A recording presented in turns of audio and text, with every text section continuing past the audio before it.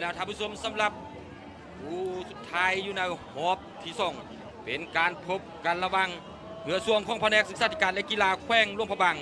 พบกับเรือส่วงของแขวงไสยบุรีบริษัทพันธมิตรคุปอยู่ทางเบื้องซ้ายตอนนี้เริ่มออกมาจะจักสู่วงไปเป็นที่ไว้กันแล้วระหว่างไสยบุรีอยู่ทางเบื้องซ้ายแข่งกับแผนกศึกษาธิการและกีฬาแขวงหลวงพระบางอยู่ทางเบื้องขวาเอาพี่น้องของแขวงไสยบุรีส่งแห่งใจมาที่ดินแดนเมืองมรดกโลกหลวงพระบางกับบรรยากาศ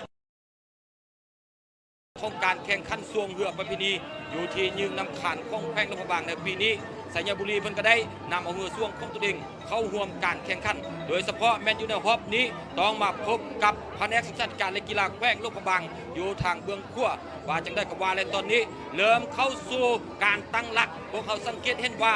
ไสยบุรีแขวงไสยบุรีบริษัทพันธมิตรกรุ๊ปเริ่มตั้งหลักได้ดีกว่าแผนกศึกษาธิการและกีฬาแขวงหลวงพระบางเอาเราเดินตอนนี้ว่าจังได้กับว่าและพวกเขาบอกว่าจังได้กับว่าแผนกศึกษาธิการและกีฬาแขวงหลวงพระบางกาเส้นเดียวกันเริ่มตั้งหลักได้แล้วตอนนี้หัวเรือทั้งสองลำเริ่มสู้ซี่นู่นนี่หรือว่าเสม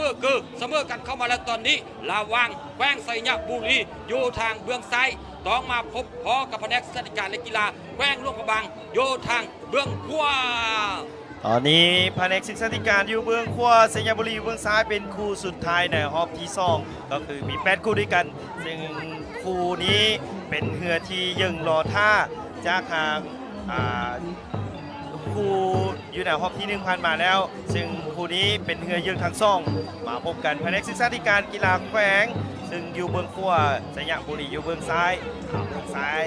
ตามมาติดๆแล้วเบื้องขวาเพิ่นว่าจะนำมาให้ทันจะนำทันหรือบอ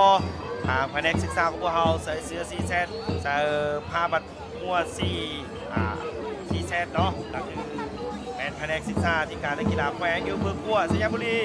จะมีห่างมีทันหรือบอมีออกมาแต่ปีนี้เพิ่นว่าไสยบุรีจะเป็นเจ้าท่าใดอยู่ในคู่นี้มาเบิ่งกันอีกนึงเอาแล้วพี่น้องตอนนี้มาเบิ่งกันว่าแผนกศึกษาธิการและกีฬาแขวงทางบกว่าเซนซิเกียวพบกับทางแขวงไสยบุรีมาแต่ไกลสมควรสำหรับแขวงไสยบุรีมาเบิ่งกันว่าจะสามารถมาเอาแซมอยู่ที่ยืนขาดในปีนี้ได้หรือบ่ได้เอาแล้วตอนนี้ไสยบุรีพยายามตีแหงแซงนี่ตีแหงแซงนี่ตีแหงแซงนี่ทางแผนกศึกษาธิการเอาแล้วตอนนี้แผนกศึกษาธิการการยังบ่ยอมแต่ทางแขวงไสยบุรีบอกว่าไปจากข้อสัญญาก่อนเด้อเอาแล้วตอนนี้เป็นทางไสยบุรีพยายามแยงตัวนี้แล้วก็เข้าเส้นใส่ก็ถือว่าผิดพลาดเนาะสำหรับแขวงไสยบุรีเอาชนะทางแผนกศึกษาธิการในกีฬาแขวงหลวงพระบางไปได้ก็ถือว่าจบลงไปเนาะสำหรับมอบ